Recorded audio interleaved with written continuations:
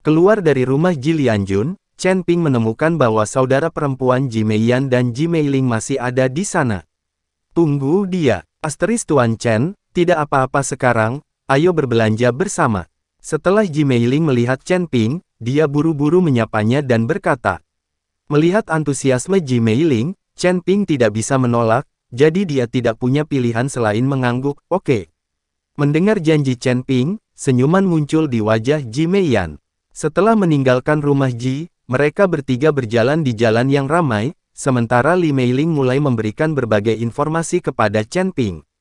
Tuan Chen, siapa Anda, gadis Phoenix Api yang bersama Anda itu?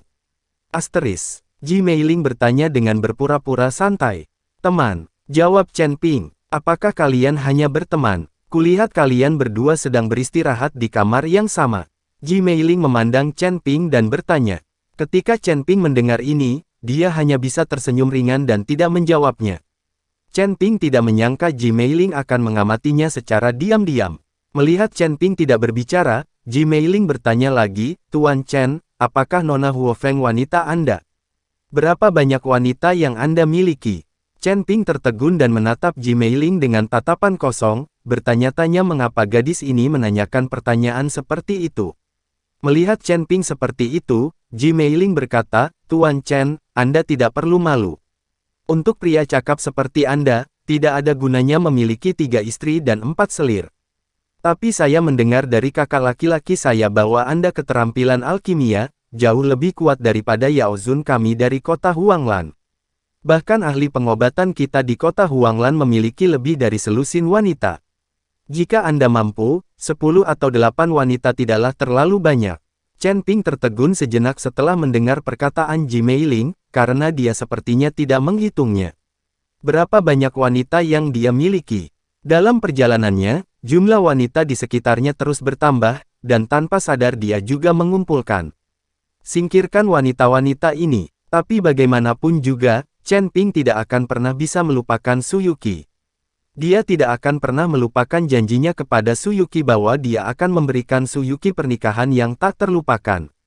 Melihat Chen Ping tertegun dan sepertinya sedang memikirkan sesuatu, Li Meiling ingin menanyakan hal lain, tetapi disela oleh Ji Meiyan di sampingnya, adik, apakah kamu mengganggumu dengan omelanmu? Apakah kamu mengganggu Chen Ping? Pak juga, terganggu. Petik 2. Kami sepakat untuk mengajak Tuan Chen berbelanja, dan saya tidak hanya mendengarkan omelan Anda.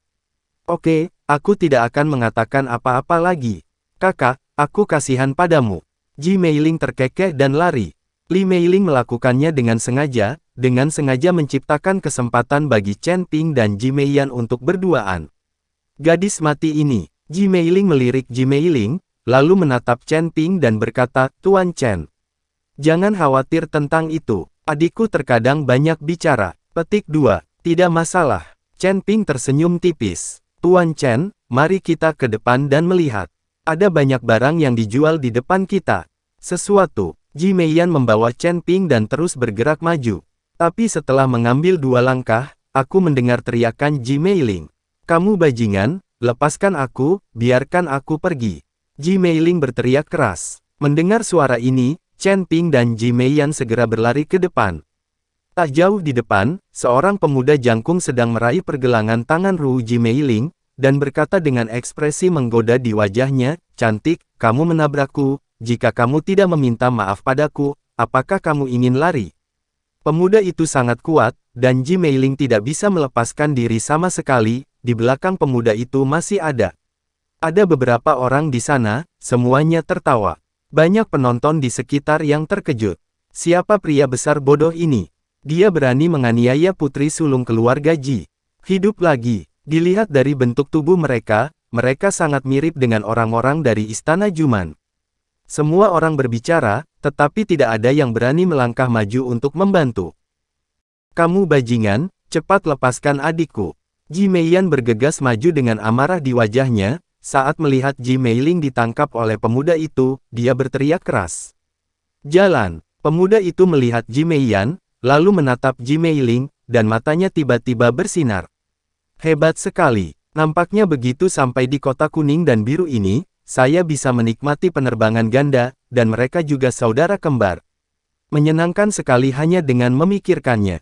Saya akan menikmatinya sebentar. Pemuda itu berbicara dengan bebas dan mempermalukan kedua saudara perempuan Ruo Jimeiyan dan Jimeiling.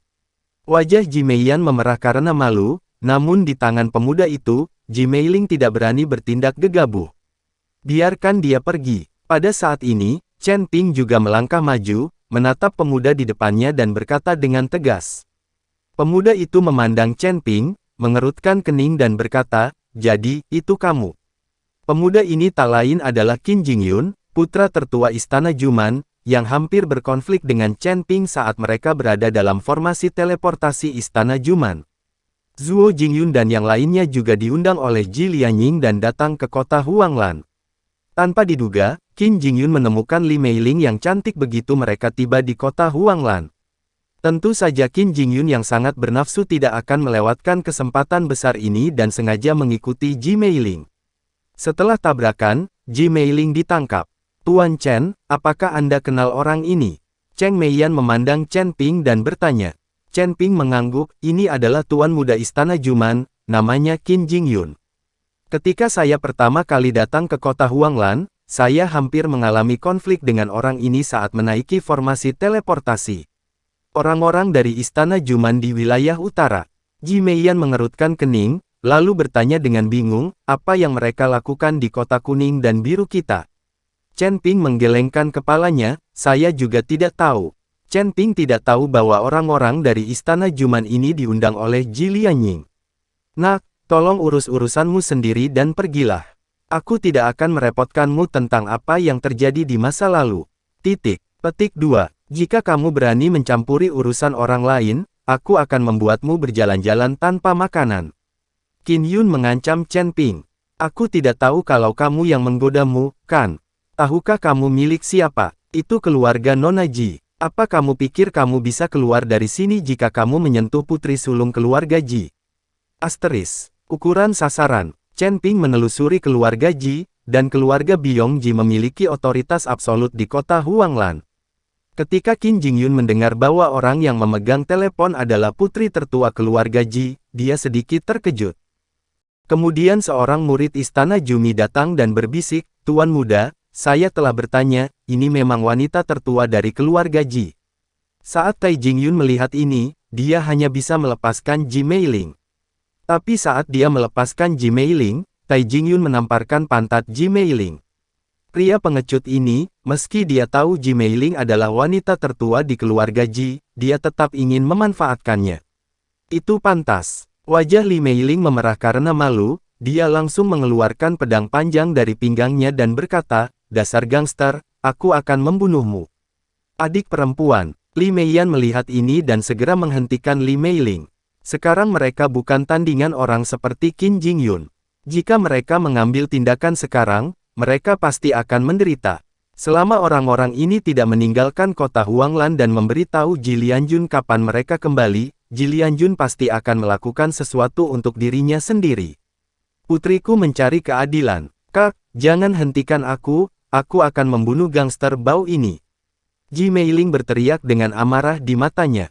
Di depan umum, sebagai wanita tertua dari keluarga Ji, ada yang menyentuh pantatnya, bagaimana bisa Ji Meiling? "Jangan marah, adik perempuan, kamu bukan tandingannya. Saat kita kembali, beritahu ayahmu dan biarkan dia yang mengambil keputusan untukmu." Ji Meiyan menarik Ji Meiling dan berkata, "Nona Ji, orang-orang dari istana barbar raksasa ini sangat kuat, kamu harus tenang." Chen Ping juga berkata kepada Ji Meiling. Kata-kata Chen Ping membuat Li Meiling terdiam, lalu dia menatap Qin Sanyun dan berkata, "Berikan padaku." "Tunggu, jangan tinggalkan kota Huanglan jika bisa." Setelah mengatakan itu, Li Meiling dan yang lainnya bersiap untuk pergi. "Tunggu sebentar," Qin Jingyun berteriak, dan kemudian beberapa anak buahnya menghalangi jalan Chen Ping, "Ini bukan istana Jumimu." Ji Meiyan mengerutkan kening dan berkata, "Apa yang kamu inginkan? Ini kota Huanglan. Jika kamu berani mengambil tindakan, saya jamin kamu akan mati tanpa ada bagian tubuh." "Nona Ji, jangan salah paham. Aku tidak akan menghentikanmu. Aku hanya sedang berlibur sebentar dan ingin bersama pria ini, Ruo." Qin Yun menunjuk ke arah Chen Ping dan berkata. Li Meiyan melirik Chen Ping, lalu berdiri di depan Chen Ping dan berkata, Tuan Chen adalah anggota keluarga Ji saya.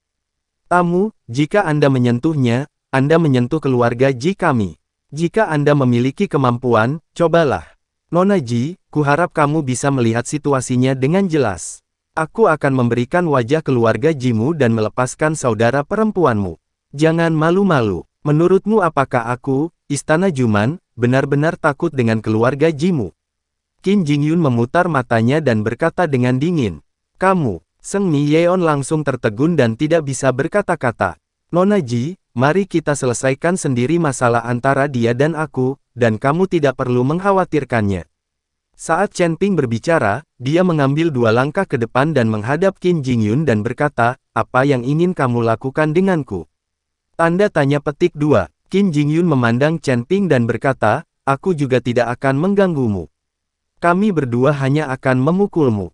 Jika Anda bisa selamat dari pukulan ini, liburan kita akan hancur. Istana Juman selalu terkenal dengan kekuatannya, dan sekarang Tai Jingyun memiliki kekuatan untuk melampaui alam kesengsaraan, sedangkan Chen Ping tidak. Hanya kombinasi keadaan yang membuatnya begitu percaya diri. Kamu tidak tahu malu. Kamu, seorang biksu di alam kesengsaraan, bersaing dengan seorang biksu di alam penggabungan. Ini tidak mungkin, tidak adil. Saat Ji Meiyan melihat ini, dia buru-buru berkata dengan keras. Apa yang adil dan tidak adil? Bagaimana bisa ada keadilan di dunia manusia ini? Siapa yang membuat keahliannya lebih rendah dari orang lain? Qin Jingyun mengangkat sudut mulutnya dan berkata, Ji Meiyan ingin mengatakan sesuatu yang lain, tetapi langsung disela oleh Chen Ping, Nona Ji, saya akan memukulnya. Bukan masalah besar. Tuan Chen, Anda hanya berada di alam penggabungan, tetapi dia berada di alam kesengsaraan. Bahkan adik perempuan saya bukanlah tandingannya. Saya khawatir Anda tidak akan mampu menahan satu pukulan pun. Ji Meiyan berkata dengan cemas. Tuan Chen, orang ini setidaknya berada di alam kesengsaraan tingkat kedua atau lebih tinggi. Saya bahkan tidak bisa menolak di tangannya. Saya khawatir Anda benar-benar tidak bisa menolak. Petik 2. Ji Meiling juga membujuk Chen Ping. Jangan khawatir, mungkin aku bisa. Chen Ping tersenyum tipis, lalu menatap Qin Jingyun, itu hanya pukulan, tetapi jika aku menyakitimu, kamu tidak dapat menyelesaikan konsekuensinya. Wajah Feng Sanyun penuh dengan penghinaan, bahkan jika aku berdiri diam, kamu bahkan tidak berpikir untuk menyakitiku dan masih berani berada di sini. Membanggakan, untuk menghadapi orang sepertimu, aku akan menjatuhkanmu hanya dengan satu tangan. Aku akan membiarkanmu menyerang terlebih dahulu. Zuo Jingyun melambai pada Chen Ping. Ketika Chen Ping melihat ini, dia membuka postur tubuhnya, dan aura di tubuhnya juga meningkat. Tubuh Chen Ping seperti kilat, menghilang langsung di tempat, menuju Feng Jingyun.